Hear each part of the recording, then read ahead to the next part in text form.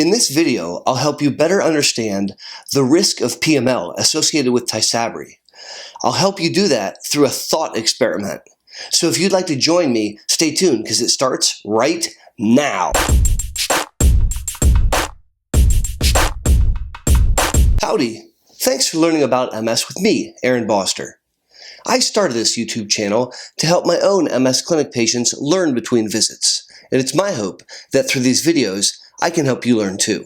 I have several other videos on this channel discussing Tysabri and PML, so I'll include a link up above and down in the description below in case you'd like to check that out. Just for a quick PML tutorial.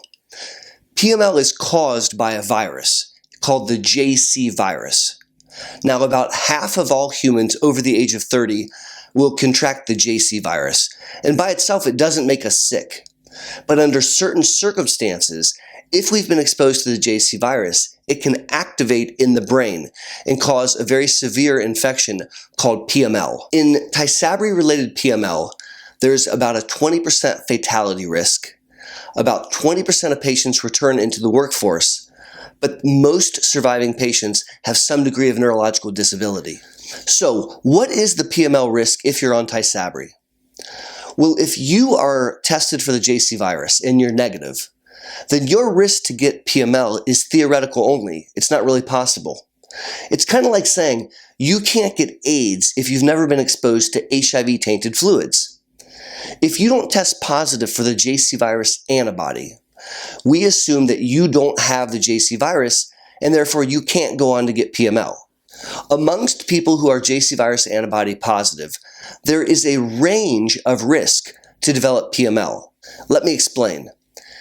If you have been exposed to the JC virus and you are taking Tysabri, then there is a small risk that you could develop PML.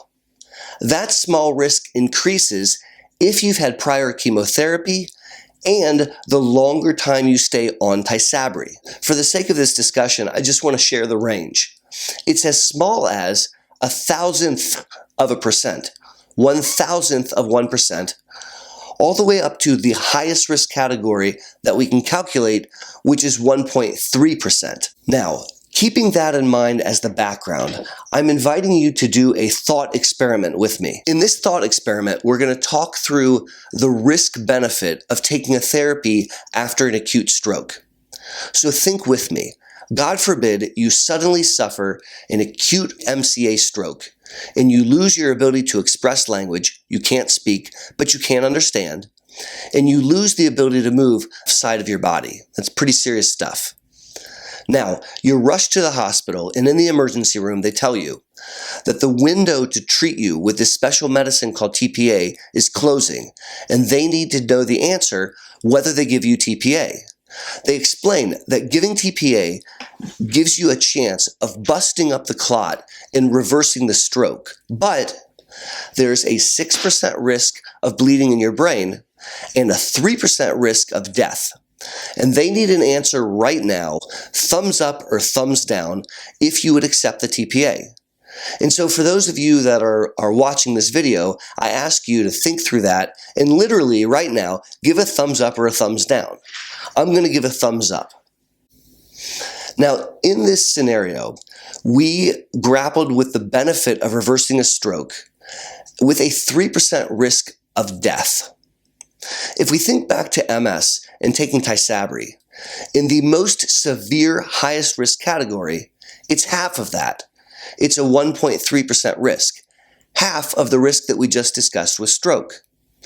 And when we think about PML, it is not uniformly fatal. About 20% of people die. Now, I'm not making light of PML or suggesting that it's okay, because it isn't. But I'm trying to help you understand that the risk of the disease has to be taken into consideration, because MS is in essence a 30-year stroke. If the concern with this stroke is, oh no, I can't talk, and oh no, I can't move one side, which is very valid, there are risks very, very similar to that with MS. We just don't see them suddenly like in a vascular event. We see them in a slow burn over decades. Thank you for following along in that thought experiment. The bottom line is, I think Tysabri is a highly effective therapy. And in 2018, all too often, I see doctors and patients thinking about it as a yes or a no. If the patient has been exposed to the JC virus, it's a no. It is my opinion that we clinicians don't have the right to paternally inform you that a given PML risk is okay with you or is not okay with you. I really don't think that's our role. I instead view our role to educate you to understand the risk of the disease of MS and the risk of the treatment Tysabri in the context of the disease. I'm not suggesting that people accept risk they're not comfortable with. I am suggesting that a risk of 1,000% is small, and that the risk of a 1.3% is a discussion.